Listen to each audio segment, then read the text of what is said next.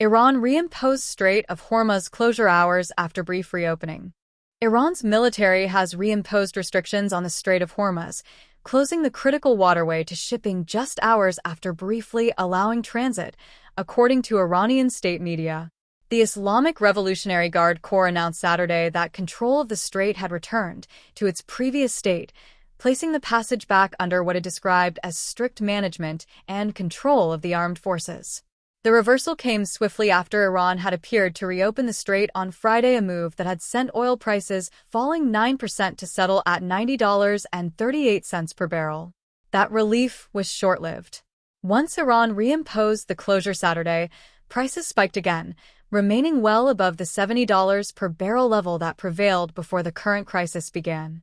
The IRGC statement made clear that the closure would remain in effect as long as Washington maintained its blockade of Iranian ports. The Corps accused the United States of piracy, characterizing the American naval blockade as maritime robbery. Iran had previously warned it would shut the strait if the U.S. continued its port blockade, and on Saturday, it followed through on that threat after concluding that the brief reopening had produced no change in American policy. Iran's Joint Military Command confirmed the decision in a separate statement, saying that the strait would remain under armed forces control and that transit restrictions would continue until the U.S. lifted its blockade. Some shipping vessels were observed transiting the waterway during the brief window when the strait appeared open, though the full extent of marine traffic that made it through during that period remains unclear. The Strait of Hormuz is one of the most consequential maritime choke points on the planet. Approximately 20% of the world's oil supply passes through the narrow passage between Iran and Oman, making it the primary export artery for crude produced by Saudi Arabia, the United Arab Emirates, Kuwait, Qatar, Iraq, Bahrain, and Iran itself.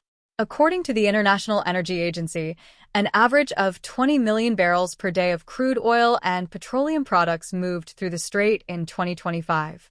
There is no readily available alternative route that can absorb that volume of traffic if the strait is blocked for an extended period. The situation remains fluid.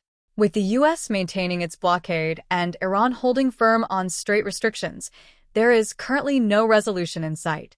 The international community, including major oil-importing nations in Europe and Asia, faces growing uncertainty over energy supply chains as long as the waterway remains restricted.